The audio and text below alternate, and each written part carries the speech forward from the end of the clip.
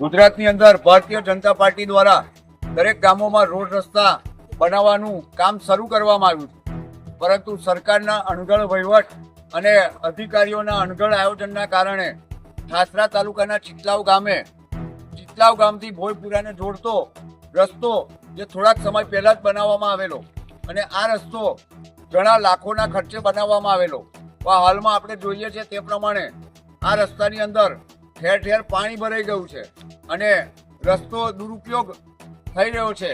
રસ્તા પર પાણી ભરાવાના કારણે ચિતલાવના ગ્રામજનો અને ભોયપુરાથી આવતા લોકો આ રસ્તેથી જ્યારે પસાર થાય છે ત્યારે તેમને પાણીમાંથી પસાર થવું પડે છે। આ રસ્તા પર ઠેર ઠેર પાણી ભરાઈ ગયા છે।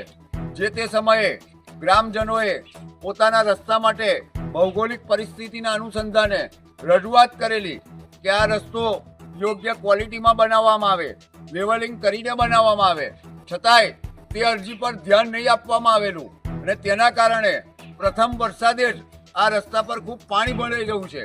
આ રસ્તા પર પાણી ભરાવાના કારણે આજુબાજુના ભૂલકાઓ જે શાળાઓમાં જાય છે, પંચાયત ઘરમાં જાય છે, તે લોકોને આ પાણીમાંથી પસાર થવું પડે છે।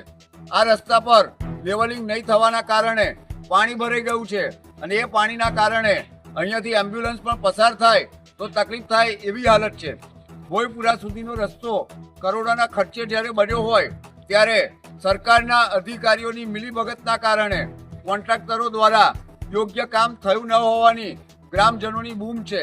ત્યારે આ રસ્તાની અંગે જે ગ્રામજનોએ અરજી કરી છે તે અરજી પર ધ્યાન આપવામાં આવે, સરકારના ઉચ્ચ અધિકારીઓ વિલંબેલી તકે આ રસ્તાનું તકલાદી કામ કરનાર કોન્ટ્રાક્ટર સામે પગલાં ભરે અને ફરીથી આ રસ્તો યોગ્ય રીતે બને તેવી ગ્રામજનોની માંગ છે।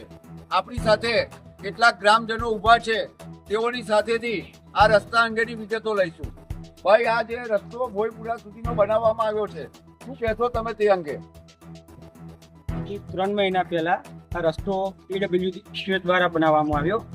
જ્યારે બનાવવાનો આવ્યો ત્યારે ગામ લોકો દ્વારા કોન્ટ્રાક્ટરને વારંવાર કહેવામાં આવ્યું કે તમે લેવલિંગમાં સારી રીતે રસ્તો બનાવો, પણ અત્યારે ચોમાસામાં તમે જોઈ શકો છો કે કેટલું પાણી ભરાઈ ગયું છે, કોઈ લેવલિંગ કે કોઈ એ થયેલ નથી। એ બાબતે અમે વારંવાર અરજી કરેલ છે પણ એનું અત્યાર સુધી કોઈ બી નિકાલ નથી કર્યો। ચોમાસામાં આ રસ્તા પર પાણી ભરાઈ ગયું છે અને પાણી ભરાવાના કારણે આપને કેવી તકલીફ પડી રહી છે?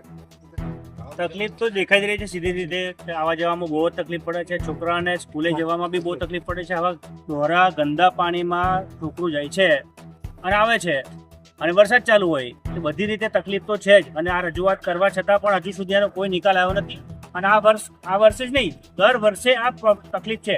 જ્યારે હું ભણતો હતો ત્યારે પણ આ તકલીફ છે, મારો દીકરો હવે ભણતો થઈ ગયો તો પણ આ તકલીફ યથાવત આજે આ સ્થિતિમાં જોવા મળે છે। ઠાસરા તાલુકામાં વર્ષો સુધી કોંગ્રેસમાંથી રામસિંહ પરમાર ચૂંટાતા હતા અને તેઓની ફરિયાદ હતી કે ભાઈ હું વિપક્ષમાં છું કે મારા વિસ્તારમાં કામ થતા નથી। હવે તેઓના પુત્ર ભારતીય જનતા પાર્ટીમાં છે, ધારાસભ્ય તરીકે છે, ત્યારે વહેલી તકે આ રસ્તો સરકારમાંથી મંજૂર થાય અને ગ્રામજનોને આ હાલાકીમાંથી દૂર થવું પડે અને તાત્કાલિક યોગ્ય ક્વોલિટીનો રસ્તો થાય તેવી ગ્રામજનોની રજૂઆત છે।